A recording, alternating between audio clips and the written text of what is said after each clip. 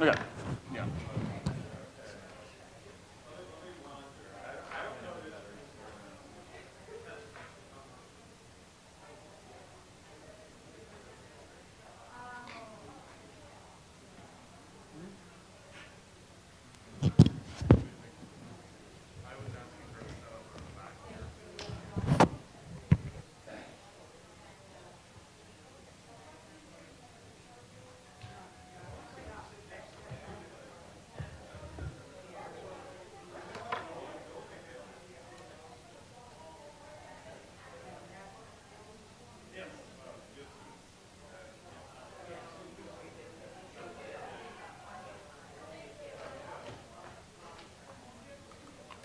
Green, once it's green.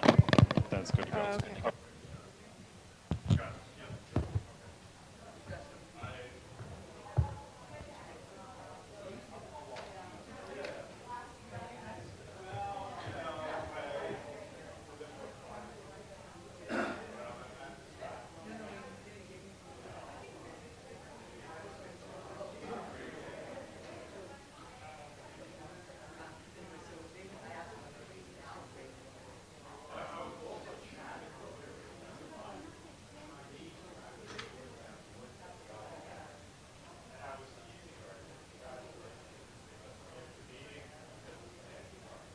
Right?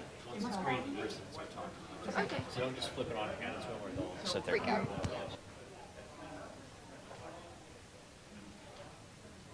And then we have these on.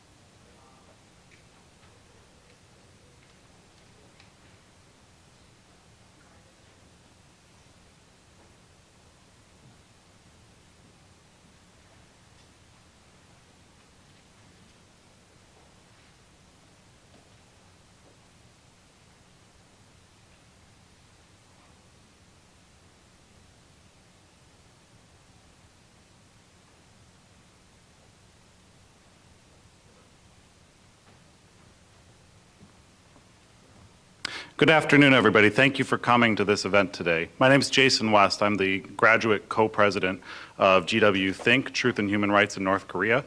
We're very honored to host the first panel event for North Korea Freedom Week. We have some great speakers lined up for you today. We have a witness panel, which will be our first panel, and they'll be talking about the political prison camps in North Korea. And then we'll have a special satellite imagery update from HRNK. And then we have a panel of experts. This will be our last panel. So without further ado, I'm going to introduce Greg Scarlatoux, the Executive Director of HRNK, and thank him very much for helping us put this event on today. So.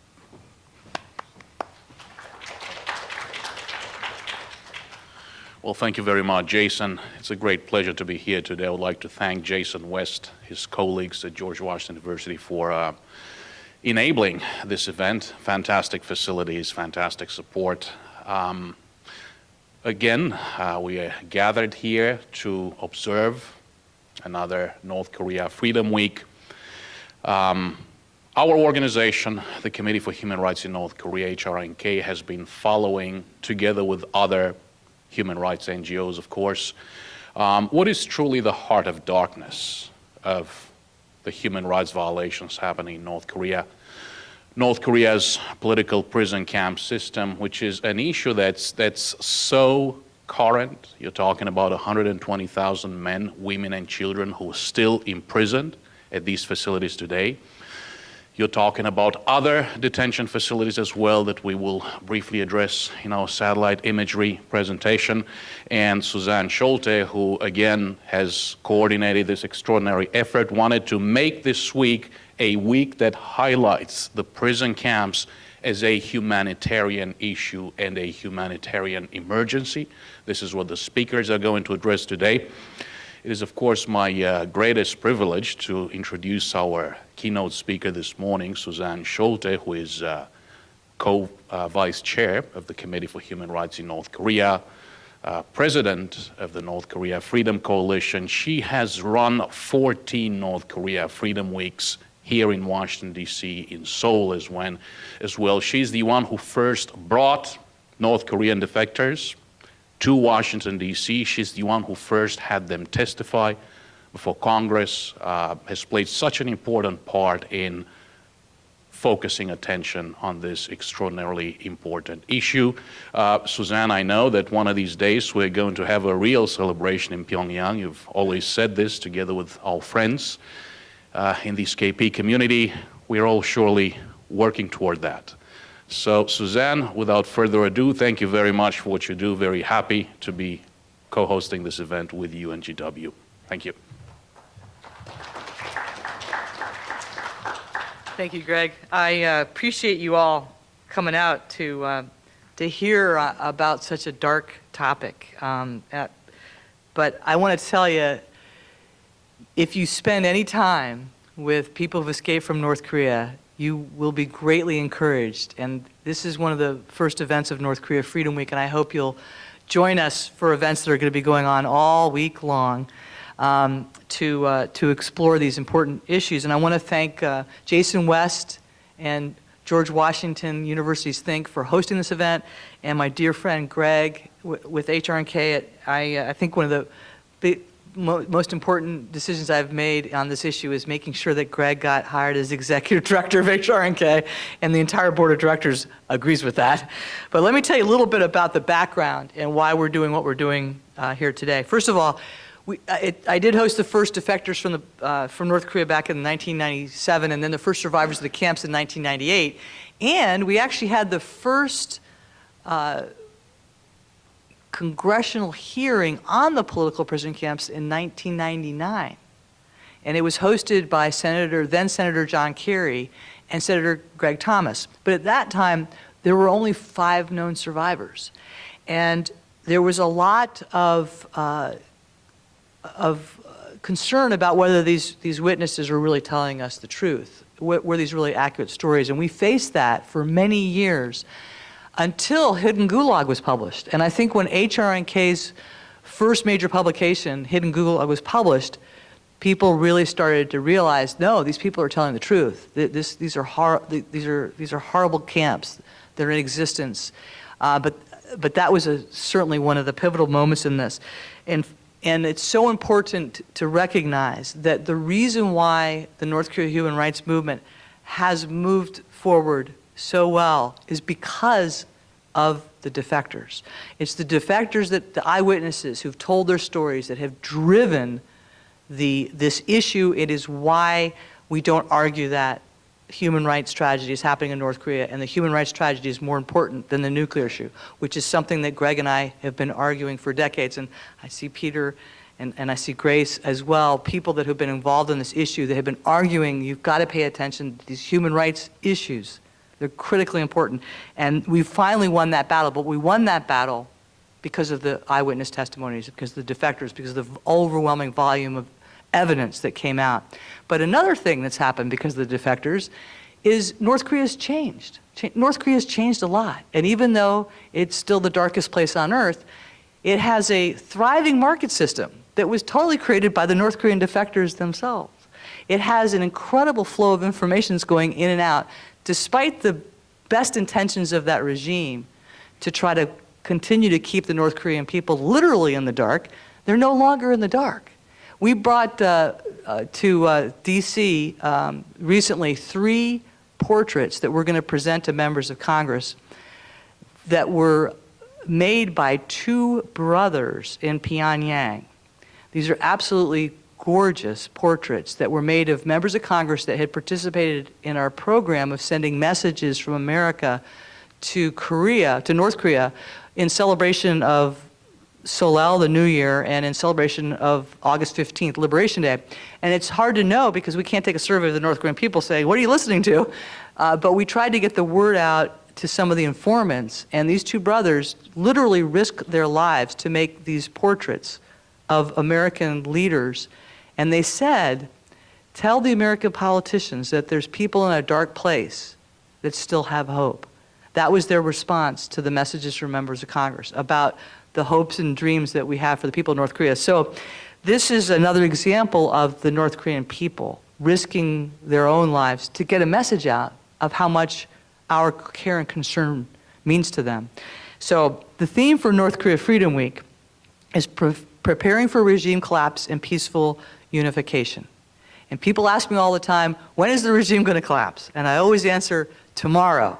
But now I'm thinking I should say later on this afternoon, the way things are going. But seriously, we need to be prepared because that is coming. And it's coming because we have these defectors that are working so vigorously for that.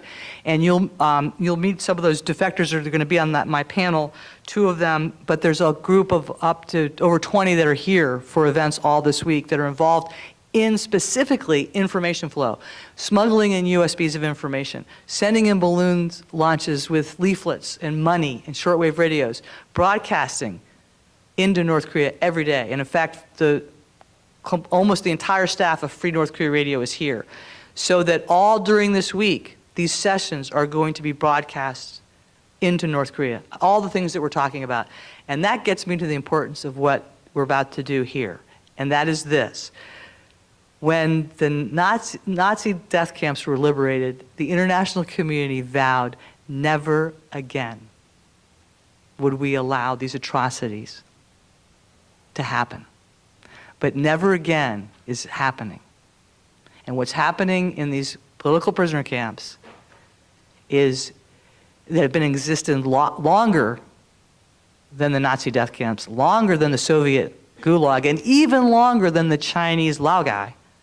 These people are dying today, and children are incarcerated. This is the most horrific human rights tragedy that's going on, I believe, in the world today. Hundreds of thousands of people, men, women, and children. And we know that from the eyewitness testimonies, that even children can be sent to these camps. Children can be born in these camps and spend their entire lives there. And this is continuing every day. This human rights tragedy. And that's why what we're doing today is so important, because we're going to be talking about how do we deal with this? What happens if the regime collapses this afternoon or tomorrow? There's been credible reports by people that worked in these camps that all those people will be slaughtered. And even if all those people aren't slaughtered, what happens if we show up with humanitarian aid to try to help the prisoners? Will we have what we need? A lot of Jewish people still died when they liberated the death camps because we didn't know how horrible it was, and we were not prepared to deal with that. So that's what we're going to be talking about today. And one of the important things is that people in North Korea will know that we're talking about this. They know that we care and that we're concerned and we're trying to take action. So again, I want to thank all of you for coming out to be part of this, and I want to thank the HRNK and Greg and Jason for organizing this panel. And I'm going to go ahead and call up our panelists, and we'll get started with the first session.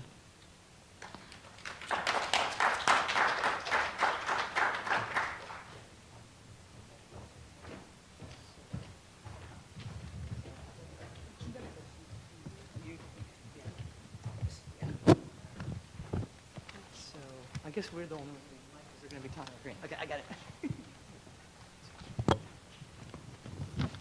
So I have the privilege of introducing to you two brave people that I am very proud to call close colleagues, especially Hak Kwon-il, who I've known for many years.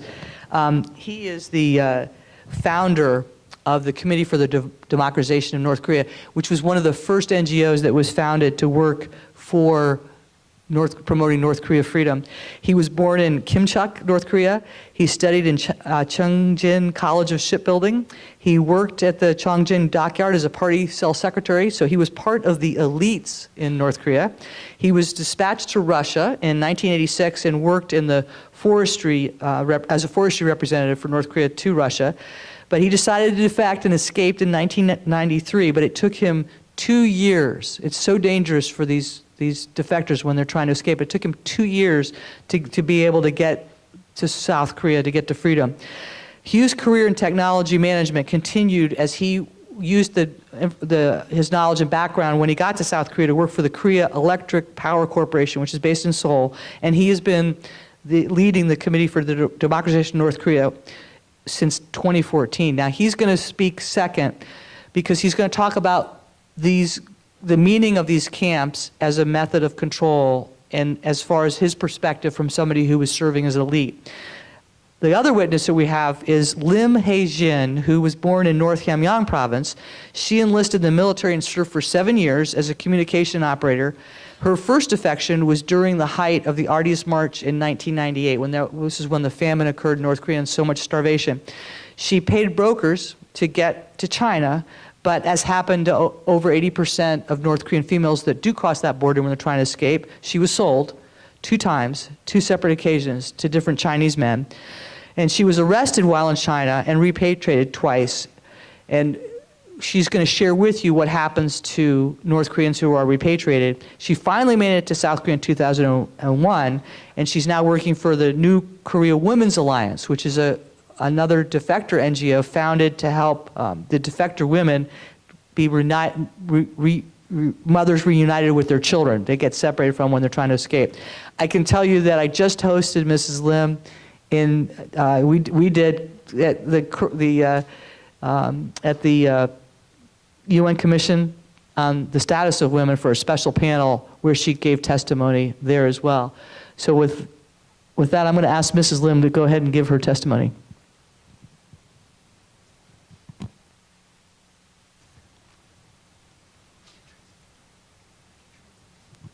네, 마이크.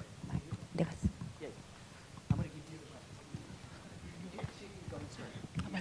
네.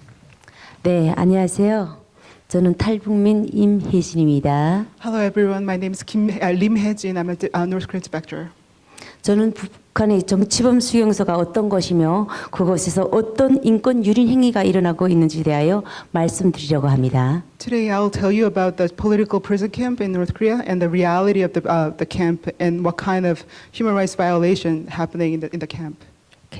북한에 있는 정치범 수용소는 김일성 정권 당시인 1960년대 말에 김정일을 휴게소로 세우기 위한 당리 격가제를 진다는 명목하에 만들어진 새로운 장소였습니다. Political prison camp was first established back in late 1960s in order to enthrone the Kim Jong-il from Kim Il-sung and get rid of any factions against Kim Jong-il.